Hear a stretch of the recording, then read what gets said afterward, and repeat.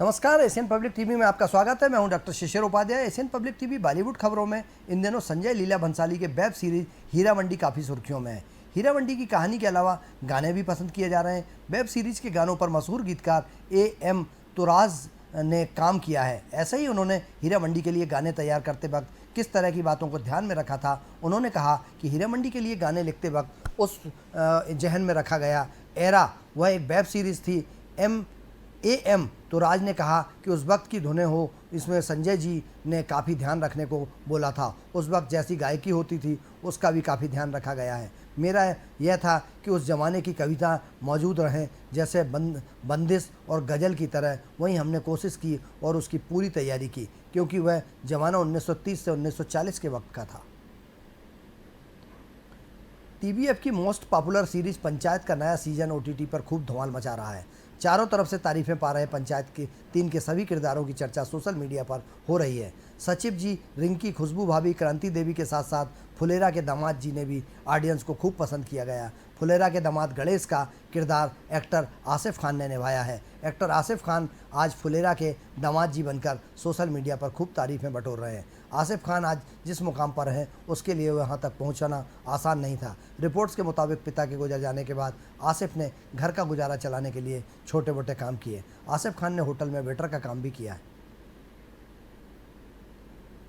Captain America Steve Rogers या captain America की भूमिका में क्रिस इवांस के अलावा किसी और की कल्पना करना लगभग असंभव है। जब अभिनेता वाइट रसेल ने the falcon and the winter soldier में सुपर हीरो की भूमिका निभाई तो प्रशंसकों ने कास्टिंग का विरोध किया और नॉट माई कैप ट्रेंड किया, जबकि वे जानते थे कि यह अस्थायी था। सैम विल्सन अब कैप हैं और उन्हें स्वीकार किया जाता है क्योंकि वे स्टीव की तरह ही हैं और अपने पूर्ववर्ती के सिद्धांतों, आदर्शों और विरासत को आगे बढ़ाते हैं। लेकिन जब उन्हें यह भूमिका ऑफर की गई तो इवांस इस विचार से वास्तविक में उत्साहित नहीं थे। उन्होंने 2005 और 2007 में क्रमशः फॉक्स के फैंटास्टिक 4 और fantastic 4 rise of the silver सफ़र में जानी स्टार्म ह्यूमन टॉर्च के रूप में मार्वल के साथ एक और मुलाकात की थी। कम से कम कहें तो इवांस का अनुभव आदर्श से कम था।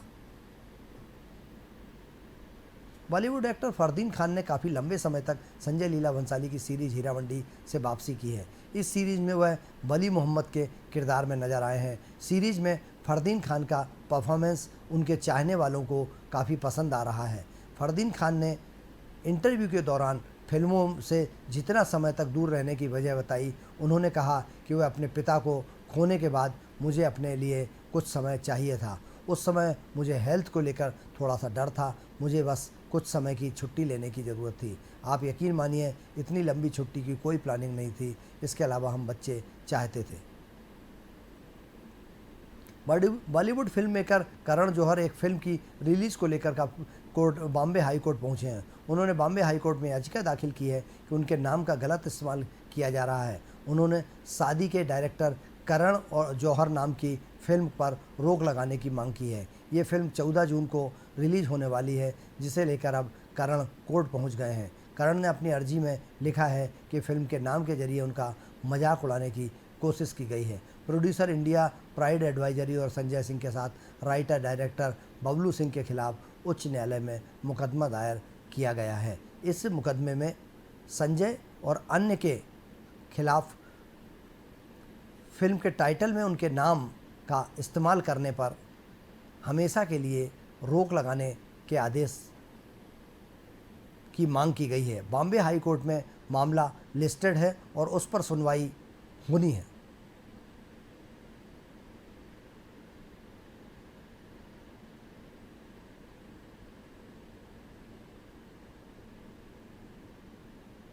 रोहित शेट्टी के स्टंट बेस्ड शो खतरों के खिलाड़ी के 14वें सीजन का सभी बेसब्री से इंतजार कर रहे थे।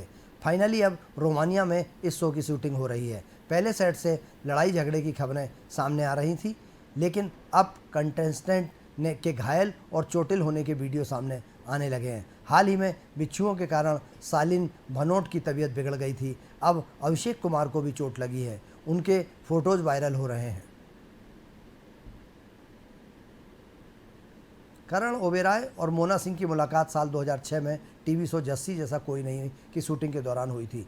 सेट पर एक दूसरे के साथ ज़्यादा समय बिताने के बाद दोनों के बीच नज़दीकियां बढ़ने लगी। हालांकि कुछ समय तक डेट करने के बाद दोनों का ब्रेकअप हो गया। हाल ही में एक साक्षात्कार के दौरान अभिनेता ने अपने रिश्ते को लेकर खुलकर बात की। इंटरव्यू के दौरान उन्होंने खुलासा किया कि मोना से शादी करना चाहते थे, लेकिन अभिनेत्री ने उनका प्रस्ताव ठुकरा दिया था। उस समय को याद करते हुए करण ने मोना को बेपरवाह और खुलकर हंसने वाली शख्सियत बताया, जिसकी वजह से वह उनकी ओर आकर्षित हुए थे। उन्होंने कहा कि भले ही दोनों का रिश्ता टूट गया हो, लेकिन उनके मन में मोना के लिए कोई भी बुरी भावना नहीं है।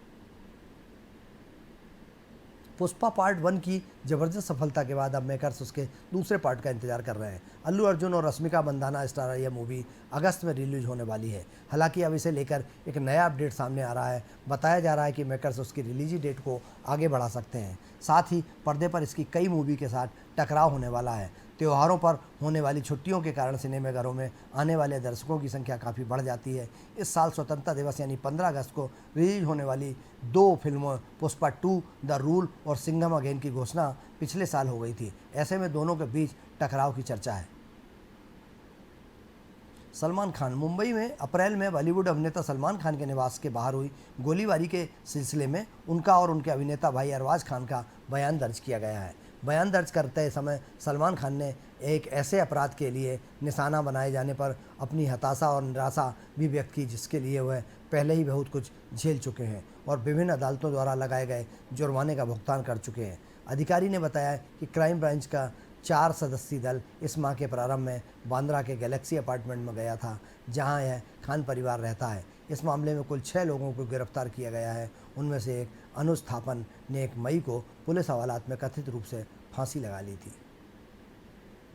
साल 1997 में रिलीज हुई बॉलीवुड फिल्म बॉर्डर 2 में लोगों के दिलों को खूब छुआ और अब इस फिल्म में सिक्वल का इंतजार खत्म होने जा रहा है। सनी देओल की इस फिल्म बॉर्डर 2 की पहली झलक एक्टर्स ने सोशल मीडिया पर शेयर कर दी है। इसके साथ ही इस फिल्म को लेकर हलचल बढ़ गई है। सनी देओल ने इस फिल्म की पहली झलक शेयर करते हुए लिखा है कि एक फौजी अपने 27 साल पुराने वादे को पूरा करने आ रहा है। फिर से इंडिया की सबसे बड़ी वार फिल्म बॉर्डर 2 आ रही है। एशियन पब्लिक टीवी पर बॉलीवुड खबरों का सिलसिला जारी है। आप देखते रहिए एशियन पब्लिक टीवी और मुझे दीजिए इजाज़त। नमस्कार।